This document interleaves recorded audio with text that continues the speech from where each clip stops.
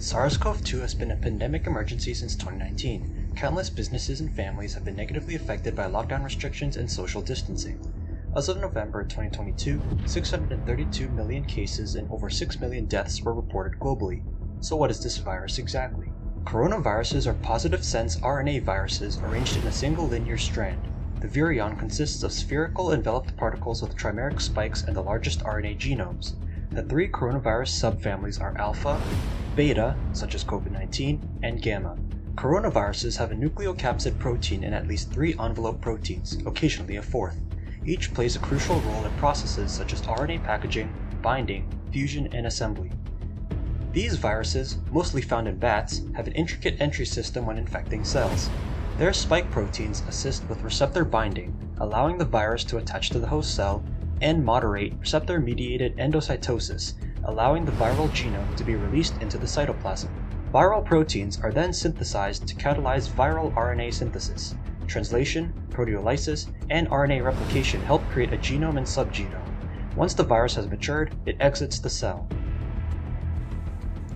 The COVID-19 disease is one that affects the respiratory system and compromises the immune system. The most common symptoms of the infection include fever, coughing, and fatigue, which are not too serious, allowing most individuals to recover from them. However, there can be serious, sometimes long-term side effects that can occur, one of which is known as parosmia.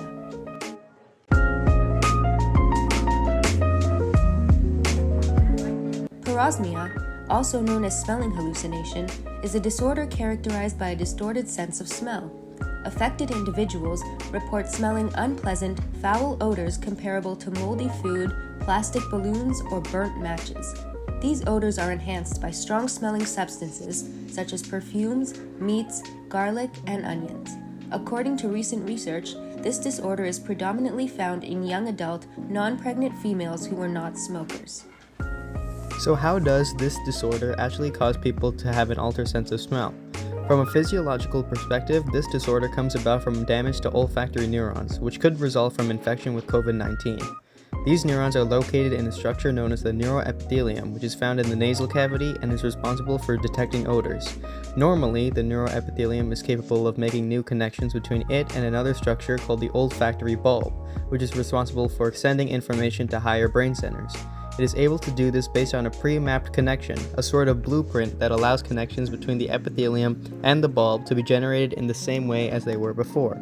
However, COVID-19 can cause injury and inflammation of the neuroepithelium and olfactory bulb, altering the preset blueprint between them. This leads to a miswiring of the new connections made, resulting in parosmia. Beyond the physiological effects of parosmia, this disorder can also decrease one's quality of life. It's changed my life in many ways, especially as a fitness person. I'm someone who I help hundreds of women for my job. I've always been passionate about nutrition and exercise, and I felt like I was being attacked on all angles of, how can you passionately talk about food when you can't enjoy food? The enemy really tried to take a lot of that from me, and it was very difficult. My parosmia lasted nearly a year. I would say that I'm not 100%. I'm probably 95%. So I'm so thankful. But it affected my life in every aspect, from my mindset, from my marriage, my family, eating out, at restaurants with others, everything that I did. If you think about food and how cultural food is and how it builds relationships and friendships, and you visit your family, you eat food, holidays, you eat food. Everything, if you think about it, involves food.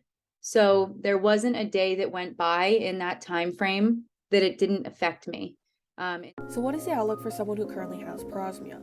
Recent studies show parosmia can last from 1 to 8 months, and the symptoms are typically severe rather than mild or moderate.